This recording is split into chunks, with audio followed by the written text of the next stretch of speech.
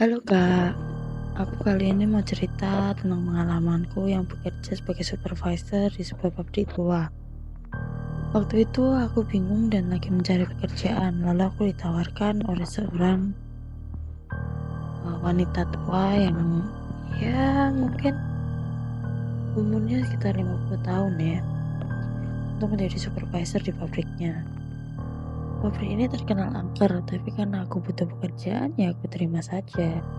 Memang pabrik tekstil tua itu memang sudah lama beroperasi dan baru dioperasikan sebulan belakangan.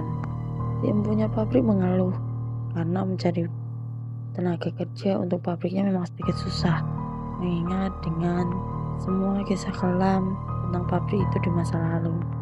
Hari itu aku kedapatan jaga di shift malam. Pabrik itu memang punya ruangan besar tempat mesin-mesin yang sudah tidak terpakai ditaruh. Mesin besar dan penuh karat.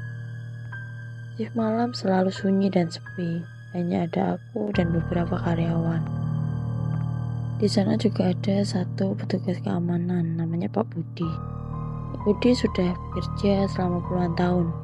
Bahkan ketika pabrik tidak fungsikan, Pak Budi tetap bekerja sebagai penjaga keamanan di pabrik tua itu. Suatu hari itu saat aku shift malam, waktu itu beberapa karyawanku sakit, jadi aku hanya dengan sedikit orang di sana. Suasana pabrik yang biasa sepi itu terasa lebih menyeramkan. Ketika aku ingin buang air kecil, aku berjalan menuju toilet yang ada di ujung. Ketika aku ingin jalan ke dalam toilet, aku melewati ruang produksi yang sudah lama gak dipakai. Aku seperti mendengar suara mesin, padahal seharusnya di ruangan itu tidak berfungsi lagi. Suara itu menggema di seluruh ruangan, membuat bulu kuduku merinding. Aku kemudian mendekati sumber suara. Aku memberanikan diri untuk datang mendekati mesin yang seperti bergerak perlahan. Seperti ada yang mengoperasikannya. Aku lihat sekeliling, apa ada yang mengerjaiku. Tapi aku sendirian di sana. Ketika aku sudah sampai di sebelah mesin itu persis, aku melihat bayangan seorang pria berdiri di sebelah mesin. Pria itu mengenakan pakaian kerja tua, wajahnya penuh luka. Dia menatapku dengan mata yang kosong. Aku bisa merasakan dinginnya aura di sekitarku.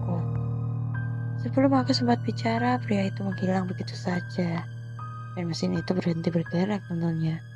Aku terdiam beberapa saat, mencoba meyakinkan diri bahwa itu cuma halusinasiku. Tapi kemudian aku mendengar suara-suara lain seperti langkah kaki yang berat dan suara berisik. Aku mengikuti suara itu ke ruang penyimpanan di belakang pabrik. Ruang itu sangat gelap dan lembab, dengan rak-rak penuh kain yang sudah berdebu. Tengah ruangan aku melihat sosok seorang wanita dengan pakaian lusuh duduk dan menangis. Suara tangisannya sangat pilu, Kak, membuat hatiku merasa teriris. Aku mendekat dan mencoba menenangkannya. Walaupun aku tahu itu bukan manusia, Kak. Tapi ketika dia mengangkat wajahnya, aku melihat matanya yang hitam pekat dan mulutnya penuh darah. Dia berbisik dengan suara serak. Tolong jangan biarkan mereka mengambilku. Gitu kata wanita itu, Kak. Sebelum aku bisa mereaksi, aku merasakan ada tangan-tangan dingin yang mencengkram bauku dari belakang. Aku berbalik, Kak, melihat bayangan-bayangan gelap yang mulai mengelilingiku. Mereka mendekat, Kak. Merasakan napas mereka yang sangat busuk. Mencoba melawan, tapi kekuatanku terasa lenyap. Bayangan-bayangan itu mulai menyerangku, Kak. Menyeretku ke arah mesin besar di tengah ruangan. Aku berteriak minta tolong, Kak, tapi suara teriakanku hanya menggema di ruangan kosong itu. Tiba-tiba lampu-lampu di pabrik menyala terang. Bayang-bayangan itu menghilang. Aku terbaring di lantai gemetar dan terengah-engah. Aku kemudian melihat ke arah pintu. Di sana berdiri Pak Budi memegang senter. Dia lalu menanyaiku dengan tenang, Kak. Kamu sudah bertemu mereka ya? Kata Pak Budi. Pak Budi menjelaskan bahwa pabrik itu memang dihuni oleh roh-roh karakter yang mati secara tragis. Dahulu, pabrik ini sering memberikan tumbal-tumbal demi kekayaan pemiliknya. Sejak saat itu, aku memilih untuk tidak mengambil shift malam. Dan jika dipaksa, aku mungkin lebih memilih untuk resign. Karena fatal akibatnya kalau malam itu aku tidak ditolong oleh Bu Budi. Jadi itu Kak, kisah nyata yang aku alami di pabrik tua, tempatnya di Seragi. Tapi tolong disensor ya Kak. Terima kasih udah mendengar ceritaku. Sampai jumpa di cerita selanjutnya ya Kak.